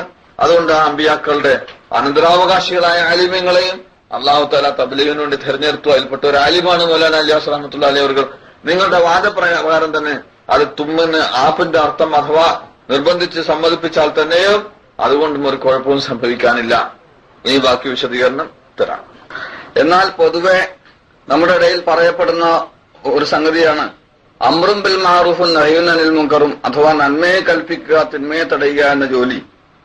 അഥവാ തബ്ലീഗ് ആലിമീങ്ങൾക്ക് മാത്രം കടമയായതാണ്, ആലിമീങ്ങളുടെ മാത്രം ദൗത്യമാണ്. ആലിമീങ്ങളല്ലാത്തവർ അത് ചെയ്യൽ ജായിസ് അല്ല എന്ന് പറയപ്പെടാറുണ്ട്. എന്നാൽ നമ്മുടെ കേരളത്തിൽ സമസ്ത കേരള ജംഇയ്യത്തുൽ ഉലമായുടെ പാഠപദ്ധതി കമ്മിറ്റി പരിശോധിച്ച് അംഗീകാരം നൽകിയ 4ാം ക്ലാസ്സിലെ അഖ്ലാഖ് പാഠത്തിൽ 11ാം പാഠം തന്നെ അൽ അംറു ബിൽ മഅറൂഫി, നന്മയെ കൽപ്പിക്കുക എന്നതാണ്. അതിൽ 29ാം പേജിൽ പറയുന്നു, സത്യവിശ്വാസികൾ നന്മ കൽപ്പിക്കുന്നവരും തിന്മ വിരോധിക്കുന്നവരും ആവണം. നിസ്കരിക്കാത്തവരും കള്ളുകുടിക്കുന്നവരും പലിശ വാങ്ങുന്നവരും ചീട്ടുകളി, സിനിമ, നാടകം മുതലായ വിനോദങ്ങളിൽ കാലം കഴിക്കുന്നവരും നമ്മുടെ ഇടയിൽ ധാരാളമുണ്ട്. നമ്മുടെ കഴിവനുസരിച്ച് അവരെ ഉപദേശിക്കൽ ദീനിയായ കടമയാകുന്നു. ജനങ്ങൾ ദോഷം ചെയ്യുന്നു, അത് തടയാൻ കഴിയുന്നവർ അവരിലുണ്ട്. അവർ അത് ചെയ്യുന്നില്ല എങ്കിൽ അള്ളാഹുവിന്റെ ശിക്ഷ അവരെ എല്ലാവരെയും ബാധിക്കുമെന്ന് നബി സല്ലല്ലാഹു അലൈഹി വസല്ലം പറഞ്ഞിരിക്കുന്നു. കൈകൊണ്ട് തടയാൻ കഴിയുന്നവർ അങ്ങനെയും നാവ് കൊണ്ട് തടയാൻ കഴിയുന്നവർ അങ്ങനെയും തടയേണ്ടതാണ്. അതിനും സാധ്യമല്ലെങ്കിൽ മനസ്സുകൊണ്ട് വെറുക്കുകയെങ്കിലും വേണം. ഇത് ഏറ്റവും താഴ്ന്ന പടിയാണ്. ഇതുപോലും ചെയ്യാത്തവർ മോമിനല്ല എന്ന് ഇമാം അഹ്മദ് ബിൻ ഹംബൽ റളിയല്ലാഹു അൻഹു പറഞ്ഞിരിക്കുന്നു. ഇപ്പോ 4ാം ക്ലാസ്സിൽ പഠിക്കുന്ന ഒരു കുട്ടി 8 വയസ്സ് 9 വയസ്സ് പ്രായമുള്ള കുട്ടികളാണ്. ഇവരാരും ആലിമീങ്ങളല്ല, ബാക്കവിമാരോ ഫൈസിമാരോ സഖാഫിമാരോ അസ്ഹരിമാരോ ഒന്നുമല്ല. 4ാം ക്ലാസ്സിലെ കുട്ടികളാണ്.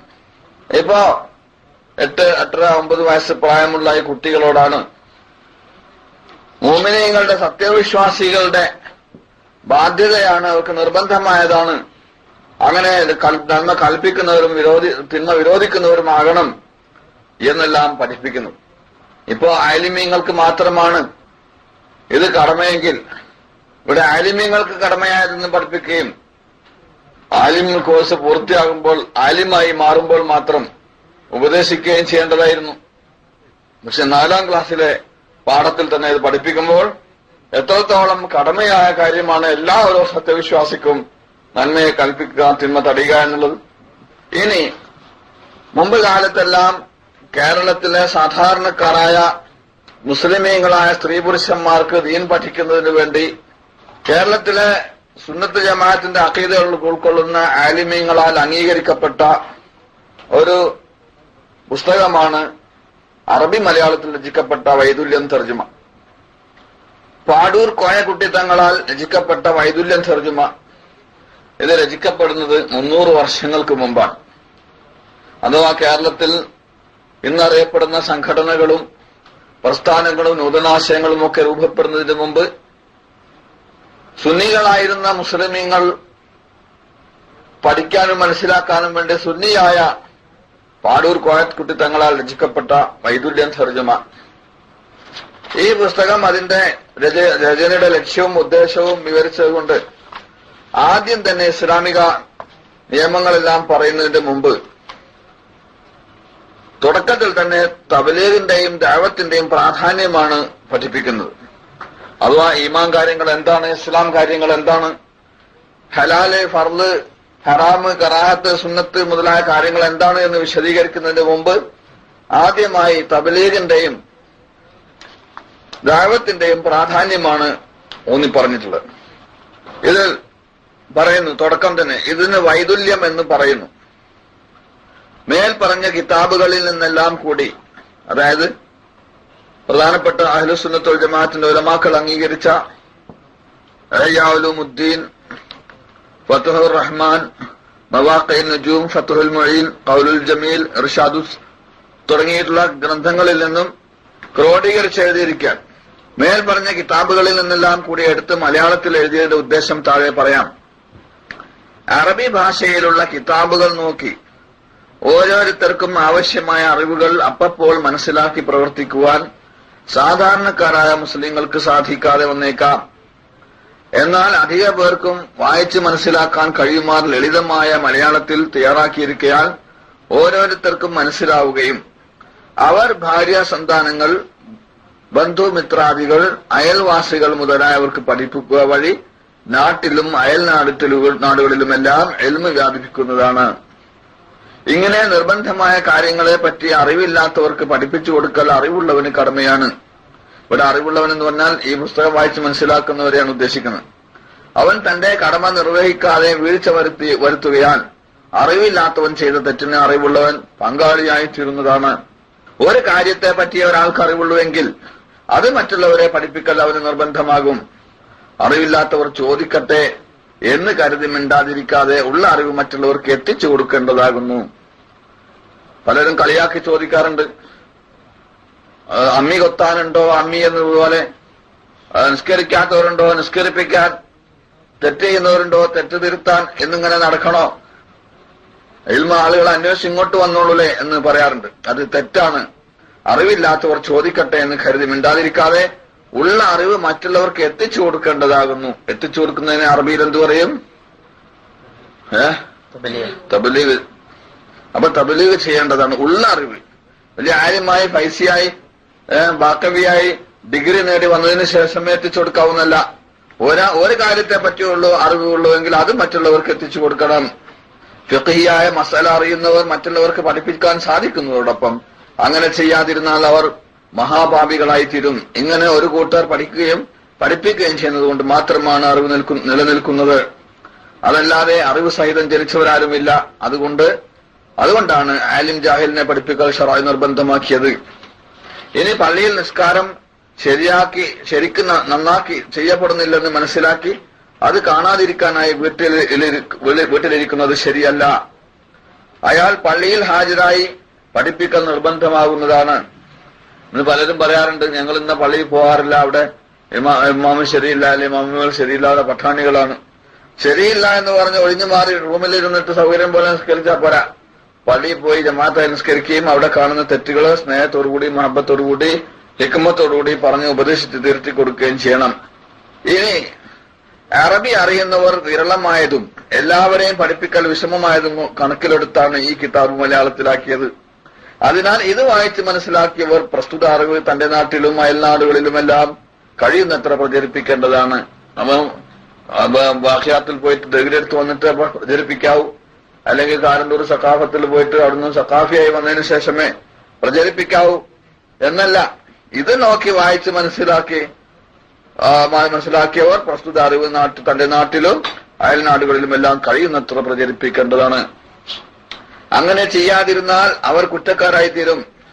ഖുർആൻ ഓതാൻ കഴിയുന്നവർക്ക് ഇത് വായിച്ച് പഠിക്കാൻ കഴിയും. അപ്പോൾ ഖുർആൻ ഓതാൻ കഴിയുന്ന ഒരു സാധാരണക്കാരായ മനുഷ്യന് ഇത് വായിച്ച് പഠിക്കാം. അവൻ അത് മറ്റുള്ളവർക്ക് തബ്ലീഗ് ചെയ്യണം, അയൽനാട്ടിൽ പോകണം, അന്യസ്ഥലങ്ങളിൽ പോകണം, അത് ജനങ്ങളെ പഠിപ്പിക്കണം. അവരങ്ങനെ പഠിച്ച് മറ്റുള്ളവർക്ക് പഠിപ്പിച്ചു കൊടുക്കാൻ കഴിയുന്നവരായി തീരുന്നത് കൊണ്ട് ഫിഖ് മസ്അലക്കാരിൽ നിന്ന് കുറ്റം ഈ കിതാബ് ഒഴിവാക്കി തീർക്കുന്നു. അപ്പൊ സാധാരണക്കാരനായ കച്ചവടക്കാരനും കൃഷിക്കാരനും ഉദ്യോഗസ്ഥനും എല്ലാം ഇത് പഠിച്ചത് മറ്റുള്ളവർക്ക് പഠിപ്പിച്ചുകൊണ്ട് നടന്നാൽ അതുകൊണ്ടുള്ള ഗുണം ആർക്കാണ് കൂടുതലായി കിട്ടുന്നത്? ആലിമീങ്ങൾക്ക്. കാരണം അവരിതിന് നടക്കേണ്ടിയിരുന്നു. എന്നാൽ ഇവരെ ഇത് ചെയ്യുന്നത് കൊണ്ട് ആലിമീങ്ങളുടെ ആ ബാധ്യത നിർവഹിക്കപ്പെടും. അപ്പൊ അവിടെ ദേഷ്യം പിടിക്കേണ്ടതില്ല. ഡോക്ടറുടെ ജോലി ചെയ്താൽ പോരെ, എഞ്ചിനീയറുടെ ജോലി ചെയ്താൽ പോരെ, ഇൽമ പഠിക്കാനും പഠിപ്പിക്കാനും ഞങ്ങളുണ്ടല്ലോ. 8, 10, 12 വർഷം ദർസിൽ പോയി കൈലുത്തിയത് വെറുതെ. എന്നാ പിന്നെ നിങ്ങൾ സ്ഥാനത്ത് ഞങ്ങൾ ഡോക്ടർ ആയിക്കോളാം, നിങ്ങൾ വന്നിട്ട് മുസ്ലിയാരായിക്കോളി എന്നൊക്കെ പറയുന്നതിൽ അർത്ഥമൊന്നുമില്ല. ദീനിന്റെ ഇൽമ് എത്ര പഠിച്ചിട്ടുണ്ട്, ആ പഠിച്ചത് മറ്റുള്ളവർക്ക് എത്തിച്ചു കൊടുക്കണം, അതിന് സഞ്ചരിക്കണം, അയൽനാട്ടിൽ പോകണം, ജനങ്ങളെ പഠിപ്പിക്കണം. അങ്ങനെ ആരെങ്കിലും ചെയ്യുന്നത് കണ്ടാൽ അവരോട് വെറുപ്പ് കാണിക്കുകയോ ഞങ്ങളെ കഞ്ഞിയിൽ മണ്ണ് വാരിടാൻ വന്നിരിക്കുകയാണെന്ന് പറഞ്ഞ് ദേഷ്യം പിടിക്കേണ്ടതോ കാര്യമില്ല. മറിച്ച് നമുക്ക് അവർ സഹായികളാണ്, നമ്മളുടെ ഉത്തരവാദിത്വത്തെ അവർ കുറച്ചു തരുന്നു എന്ന് മനസ്സിലാക്കണം. റേഷൻ ഷാപ്പിൽ നിന്ന് അരിയോ പഞ്ചസാരയോ മേടിച്ചുകൊണ്ട് പോകുന്ന ഒരു മനുഷ്യൻ അയാളുടെ കയ്യിൽ നിന്നും ആ അരിയുടെ പഞ്ചസാരയുടെ പൊതിയോ സഞ്ചിയോ വീണ് പൊട്ടിപ്പോയി, പഞ്ചസാരയും അരിയും ഒക്കെ താഴെ ചിന്തിക്കിടക്കുന്നു, ചെതറിക്കിടക്കുന്നു. ഇപ്പൊ ഇത് കണ്ട ഇയാള് ഇതെല്ലാം എങ്ങനെങ്കിലും ശേഖരിക്കാൻ വേണ്ടി ശ്രമിക്കുമ്പോൾ മറ്റൊരു വ്യക്തി വന്ന് വളരെ തന്മയത്വമായി ഒരു പേപ്പർ അടുത്ത കടയിൽ നിന്ന് മേടിച്ചു കൊണ്ടുവന്ന് മണ്ണ് കലരാത്ത നിലയിൽ കൂടി പഞ്ചസാരയും അരിയും ഒക്കെ ഇങ്ങനെ എടുത്ത് ഇയാൾക്ക് സഞ്ചിയിലാക്കാൻ സഹായിച്ചു കൊടുത്താൽ, നിന്നോട് ആര് പറഞ്ഞു എന്റെ ജോലി എനിക്കാണ്, നീ നിന്റെ പണി നോക്കിയാൽ മതി എന്ന് പറയാറില്ല, എന്നെ സഹായിക്കുകയാണ് ചെയ്തത്. ഇതുപോലെ സാധാരണക്കാരായ ആളുകളും അവർക്ക് കിട്ടിയ ഇൽമിനെ അത് ജനങ്ങൾക്ക് പഠിപ്പിച്ചു കൊടുക്കാൻ വേണ്ടി പരിശ്രമിച്ചാൽ ഫിഖ് മസലക്കാരിൽ നിന്നും കുറ്റം ഈ കിതാബ് ഒഴിവാക്കി തീർക്കുന്നു. ഇവരുടെ ഈ പ്രവൃത്തി ഇത് വായിച്ച് മനസ്സിലാക്കി മറ്റുള്ളവർക്ക് എത്തിച്ചു കൊടുത്താൽ ആ ഫിഖ് മസലക്കാരുടെ ഉത്തരവാദിത്വം അവർക്ക് ഒഴിവായി കിട്ടും. ദീനിയായ അറിവുകളെ ജീവിപ്പിക്കലും ഹിദായത്ത് എന്ന നേർവഴി കാണിച്ചു കൊടുക്കലും ദീനിന്റെ ഒരു പ്രധാനപ്പെട്ട ഭാഗമാകുന്നു. അപ്പൊ രണ്ടാണ്, ദീനിന്റെ അറിവുകളെ ജീവിപ്പിക്കുക, അതുകൊണ്ട് ഹിദായത്ത് എന്ന നേർവഴി കാണിച്ചു കൊടുക്കുക. ഇത് രണ്ടും ദീനിന്റെ ഒരു പ്രധാനപ്പെട്ട ഭാഗമാകുന്നു. അംബിയാ മുർസലിങ്ങളെ അയച്ചത് എന്റെ ഉദ്ദേശവും അതായിരുന്നു.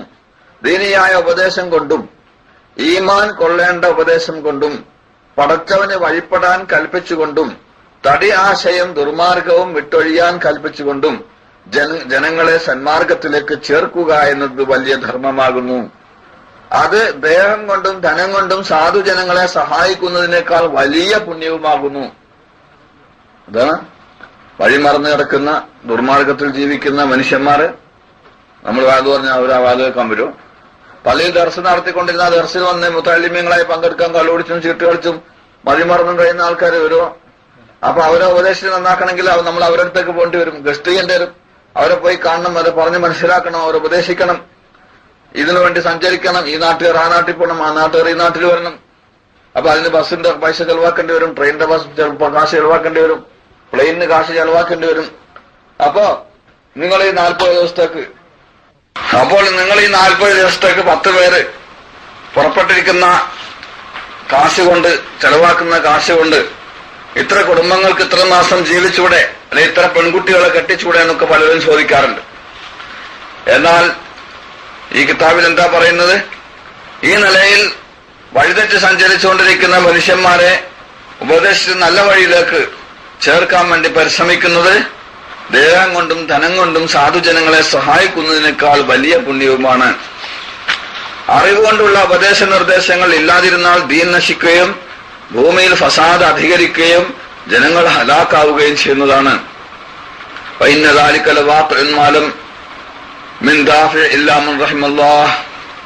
വഴിതെറ്റിയവനെ നേരെയാക്കലും മതിമറന്ന് നടക്കുന്നവനെ ഉപദേശിച്ച് നന്നാക്കലും, അതായത് നല്ലത് കൽപ്പിക്കുകയും ചീത്ത തടയുകയും ചെയ്യുക എന്നത് മേൽ പറഞ്ഞ എല്ലാ സ്ത്രീ പുരുഷന്മാർക്കും നിർബന്ധമാണ്. വളരെ ശ്രദ്ധിച്ച് കേൾക്കണം. മേൽ പറഞ്ഞെന്ന് പറഞ്ഞാൽ ആരാ? അറബി കിതാബ് നോക്കി മസലകൾ മനസ്സിലാക്കാൻ കഴിയാത്ത, ഖുർആൻ നോക്കി ഓതാൻ മാത്രം കഴിയുന്ന സാധാരണക്കാരായ, വിവരമില്ലാത്ത, എൽമില്ലാത്ത, ഈ പുസ്തകം നോക്കി വായിച്ച് മനസ്സിലാക്കാൻ കഴിയുന്ന സാധാരണക്കാരായ എല്ലാ സ്ത്രീ പുരുഷന്മാർക്കും നിർബന്ധമാണ്. എന്താണ് നിർബന്ധം? അറിവുകൊണ്ടുള്ള നിർദ്ദേശങ്ങൾ ഇല്ലാതിരുന്നാൽ ദീൻ നശിക്കുകയും ഭൂമിയിൽ ഫസാദ് അധികരിക്കുകയും ജനങ്ങൾ ഹലാക്കാവുകയും ചെയ്യുന്നതാണ്. വഴിതെറ്റിയവനെ നേരെയാക്കലും മതിമറന്ന് നടക്കുന്നവനെ ഉപദേശിച്ച് നന്നാക്കലും, അതായത് നല്ലത് കൽപ്പിക്കുകയും ചീത്ത തടയുകയും ചെയ്യുക എന്നത് മേൽ പറഞ്ഞ എല്ലാ സ്ത്രീ പുരുഷന്മാർക്കും നിർബന്ധമാണ്.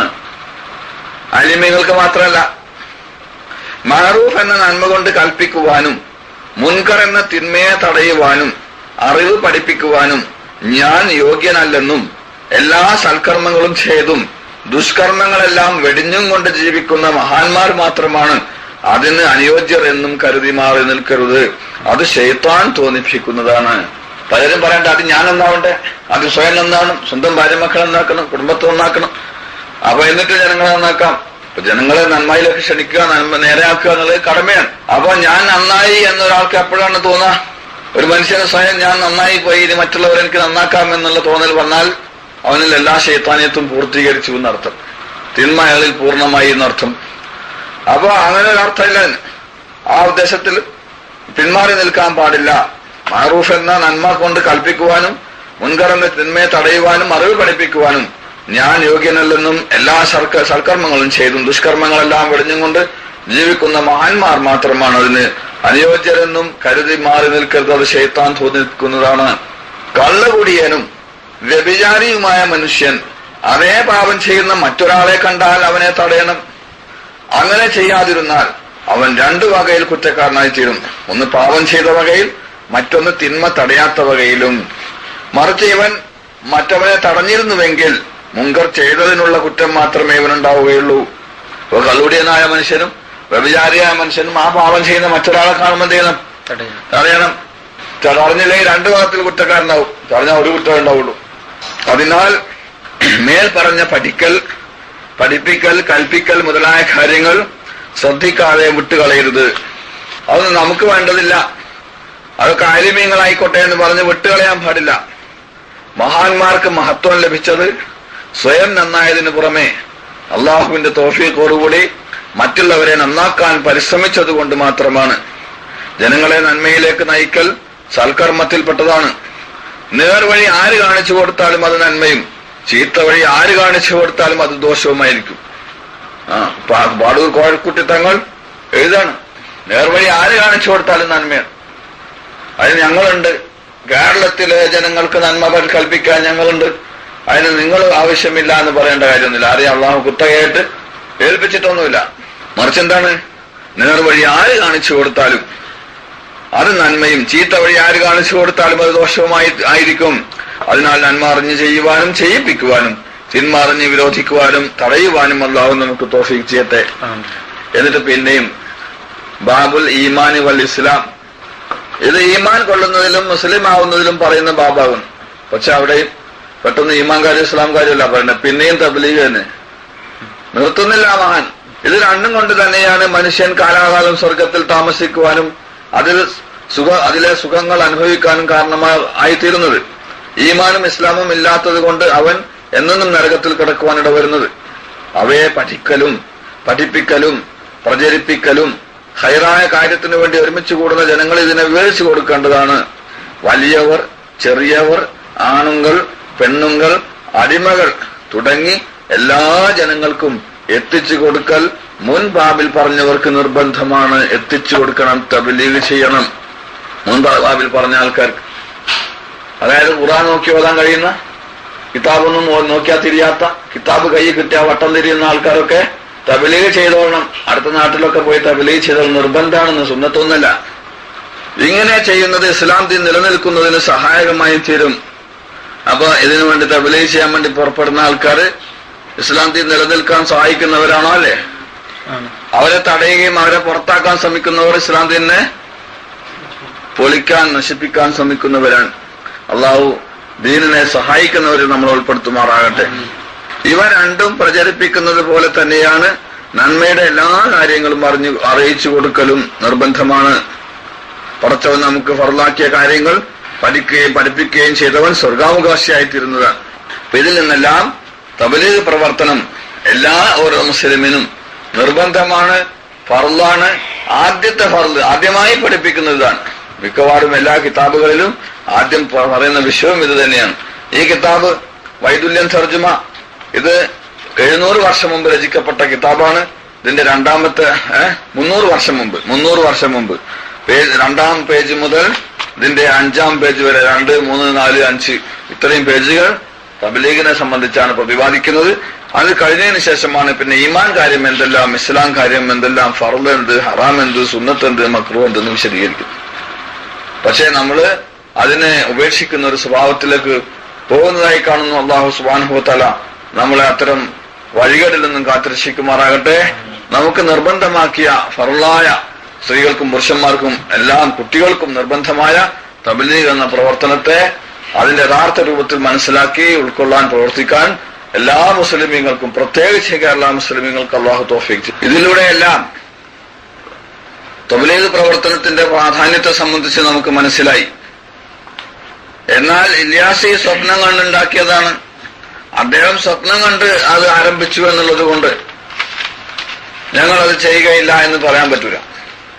നേരത്തെ അതിന്റെ വിശദീകരണം നൽകപ്പെട്ട് കഴിഞ്ഞു. സ്വപ്നത്തിന്റെ യാഥാർത്ഥ്യവും സ്വപ്നത്തിന് ദീനിലുള്ള സ്ഥാനവുമെല്ലാം.